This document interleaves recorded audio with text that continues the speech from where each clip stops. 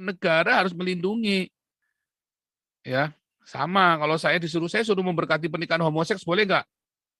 Saya disuruh memberkati orang yang kawin cerai terus kawin lagi, mau nggak? Nggak sembarangan. Hati-hati, saya tanya dulu.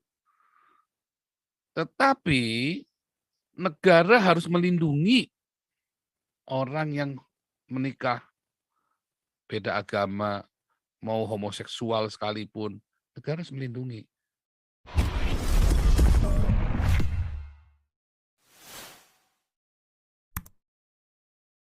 Ya. Pak Paul ini ya apa neneknya dari Lasem ya? Bukan. Oh iya. Bukan, kita Enggak, dari saya Jawa Tengah asli. cuman tertarik menyikapi kalau secara sejarah. Kalau orang Lasem juga orang Tionghoanya pakai kebaya semua. Iya, Saya tahu makanya itu. saya pikir Itu kan dari ada sana. kelenteng di Lasem itu, ada kelenteng gede itu ya di Lasem itu. Betul. Saya tahu itu. Jadi yang saya tertarik begini loh. Zaman dulu itu nggak ada masalah. Malah kalau boleh jujur, banyak ulama dari Nadaliyin ya, khususnya seperti salah satunya Hadratus Syekh Hasyim Asy'ari, yaitu kakeknya mendiang Gus Dur, itu Gus Dur ngakui presiden pertama keturunan Tionghoa. Lah, kalau sampean-sampean pernah main di base camp-nya NU yang di Jakarta, itu ada warung seafood Cik Yeni Wahid, anaknya Gus Dur. Jadi ya para wali itu boleh dicari sejarahnya, tapi ditentang oleh Pak Harto. 7 daripada Wali Songo itu keturunan Tionghoa. Karena apa? Karena ibunya dari Baba Pata. Makanya namanya aja Baba Pata, Raden Pata. Itu Nyi Campa itu kan dari Kochi, Vietnam. Istrinya, bukan istri, maaf, salah satu selir kesayangannya Prabu Brawijaya V. Itu kan awalnya masuk, artinya kerajaan Islam Mataram segala itu kan sebenarnya seperti itu. Cuman yang menarik begini. Yang menarik ini Islam yang masuk sekarang, khususnya yang golongannya kalau istilahnya Pak Paul tuh mafia Cina Indonesia, modelnya si Kristanto, modelnya Felix Kwetiau, Irena Handono, dan Agustan, dan nah itu tuh Cina-Cina yang mualaf tiba-tiba ngaku ustadz. Ini malah kompor. Bukannya malah bisa artinya tuh oke lah, itu hak-hak you lah. You mau pindah agama, you mau tinggalin Yesus, you mau pindah keluar gereja, silakan.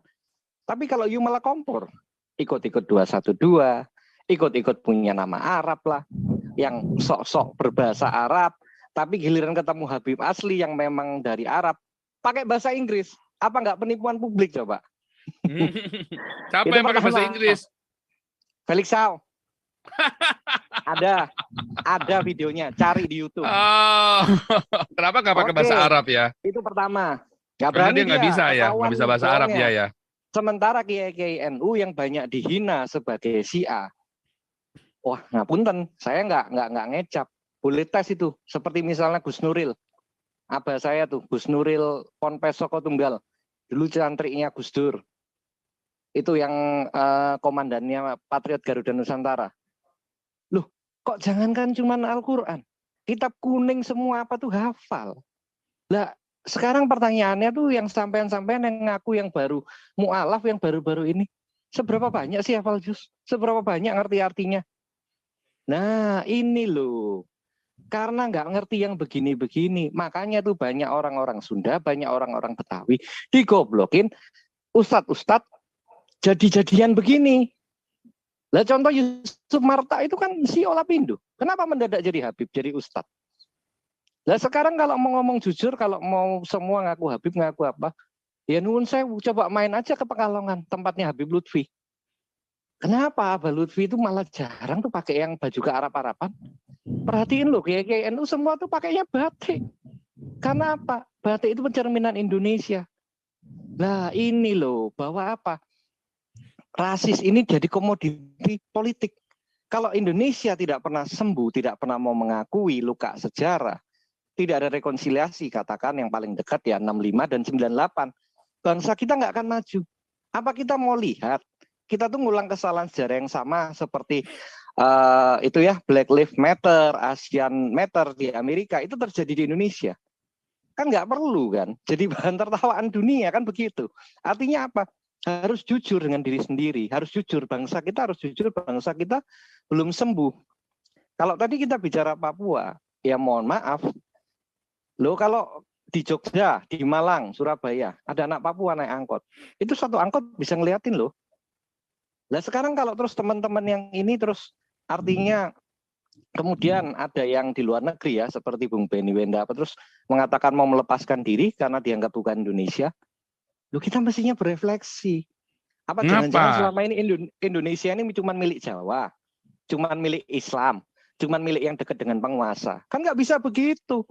Orang zaman Indonesia merdeka 17 Agustus 1945, kenapa dipakai istilah Bung Karno, Bung Hatta? Itu kan merangkul semua, termasuk merangkul saudara-saudara kita yang dari Indonesia Timur dan juga Tionghoa.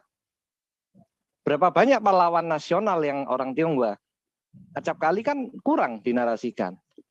Saya salut loh dengan teman-teman dari INTI itu kemarin kalau sebelum pandemi suka bikin-bikin acara mengenalkan ini ya tentang perjuangan Tionghoa Indonesia yang juga artinya mendirikan republik ini bayarannya dengan darah. Iya kan, tangis, air mata, dan harta. Tapi yang begini kan nggak pernah dimunculkan. Contoh ya, Laksamana John Lee, ya kan, ada Sohoki dan banyak lainnya. Cuman yang begini-begini itu kan kurang. Itu yang pertama. Terus yang kedua, tidak bisa disalahkan juga. Karena sebagian gereja, kayak itu tuh yang modelnya Om Gelo, Philip Mantova, itu kan akhirnya kan jadi seperti ada tembok gitu loh, tembok besar bahwa seakan-akan kalau sudah jadi Kristen, karismatik, Pentakosta, Tionghoa, gerejanya ini, ya yuk jemaat sembako gitu, kita yang nyumbang. Lah ini kan nggak bisa, ini kan mental kolonial dan inlander yang harus dibasmi. Tuhan Yesus itu kan paling benci yang namanya ada sekat ini ya, jadi seperti piramid, kasta. Iya kan? Itu persembahan ke bait Allah, harus beli dulu, dinarnya sama imam-imam, sama Farisi. Lah, apakah bukan sekarang juga terjadi yang sama? Ada pemisahan. Mana jemaat, mana donatur, mana yang jemaat sembako. Makanya kalau itu yang di barisan sana kalau ngomel apa, wah you pindah jadi Kristen karena sembako kan? Karena dikasih Indomie kan? Itu. Jadi ini image ini loh yang harus dirubah. Bahwa apa? Bisa dimulai hal sederhana. Silaturahmi. Pemuda-pemuda gereja turun. Silaturahmi ke pondok-pondok pesantren. Iya kan? Turun. Adakan itu. Bagus sekali itu di Jawa Timur sudah dimulai. Itu ada Pak Andre itu ya dari GKI itu dengan ini dengan kawan saya tuh dari Gus Durian itu. Bagus. Jadi waktu itu kan setelah ada bom itu di GKI di Ponegoro, kemudian di GPPS di Santa Maria, itu kan terus ada ini ya dari Gus Durian tuh langsung turun itu anak-anak muda dari berbagai agama ikut datang ke GKI di Ponegoro membersihkan apa itu bagus. Anak muda dilatih untuk melihat perbedaan, tidak anti dengan warna kulit yang beda, agama yang beda, iya kan? Dengan kepercayaan yang beda. Nah, tapi seringkali kan kita lihat bahwa karismatik yang gede-gede itu malah membangun tembok. Seperti seakan surga hanya miliknya sinodenya dia. Sinode lain sesat. Umat agama lain sama saja. Dianggap ini, dianggap apa maksudnya, ya oke lah, itu masalah you punya teologi. Tetapi kalau dalam hubungan bermasyarakat, tanah air kita Indonesia, iya kan, darah kita merah, tulang kita putih. Ayo dong merakyat. Jangan nanti 17-an, ya kan, ada bersih-bersih kampung, Pak Pendeta ngilang. Tapi nanti giliran gereja mau ditutup, Pak Pendeta teriak-teriak. Minta tolong seperti misalnya ke Gus Nuril atau apa. Ya inilah, sesederhana ada komunikasi. Ada silaturahim, ya kan.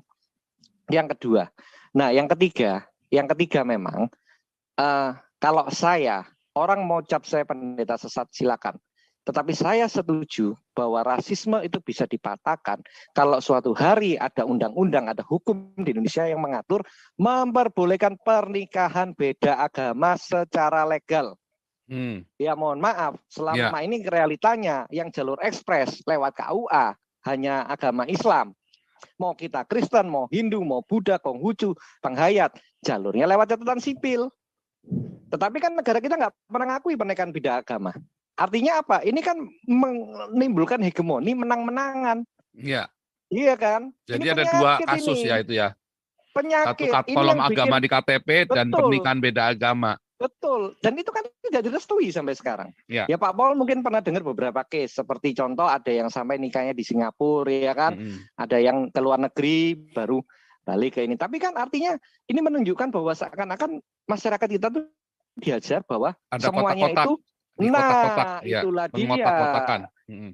Ini yang aduh sangat-sangat jahat sekali. Ya memang kita tidak bisa menafikan akibat Orde Baru, ya luka sejarah September 65 itu sampai detik ini masih ada.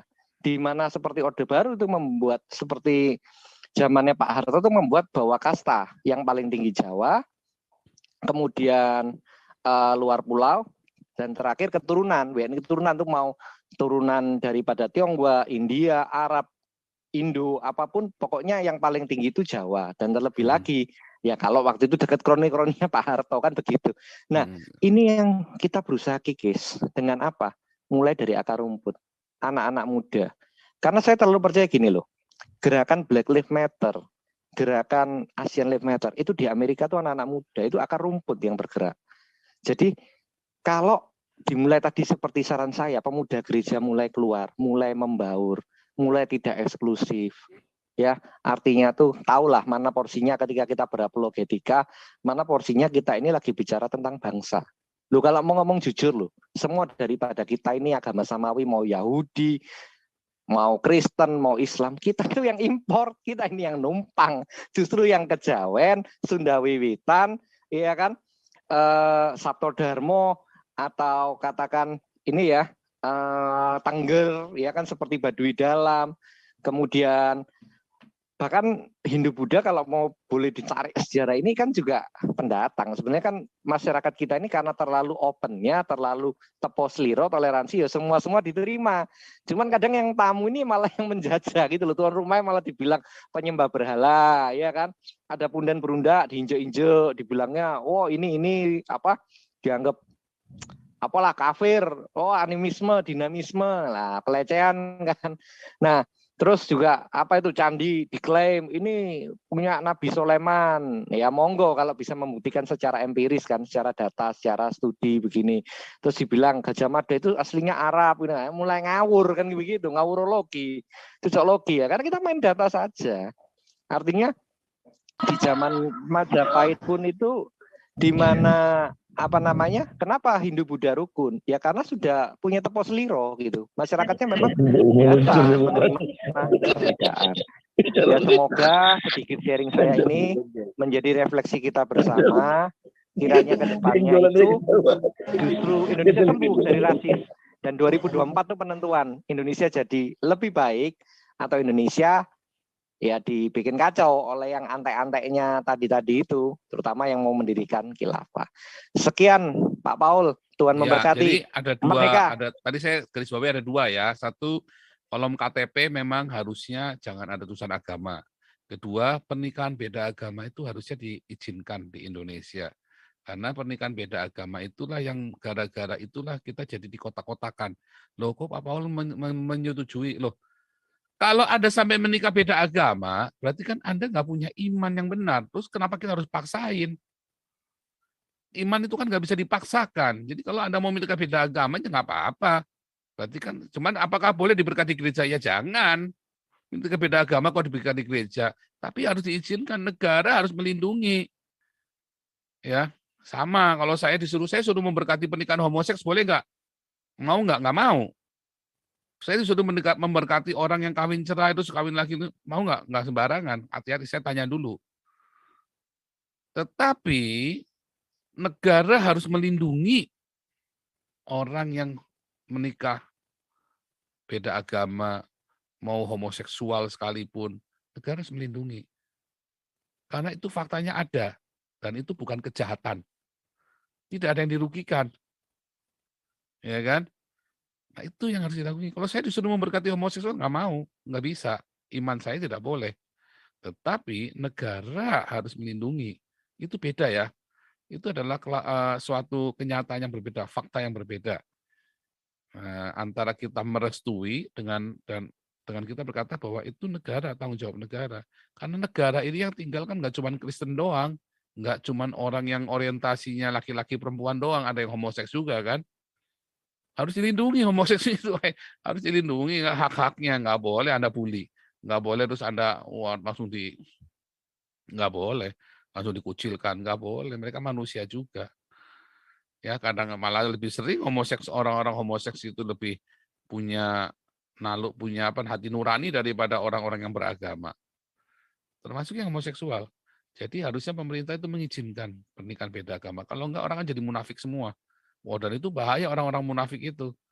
Ya, jadi kalau nikah beda agama ya biasa saja, nggak usah heran. Gitu ya. Oke, sebelum kita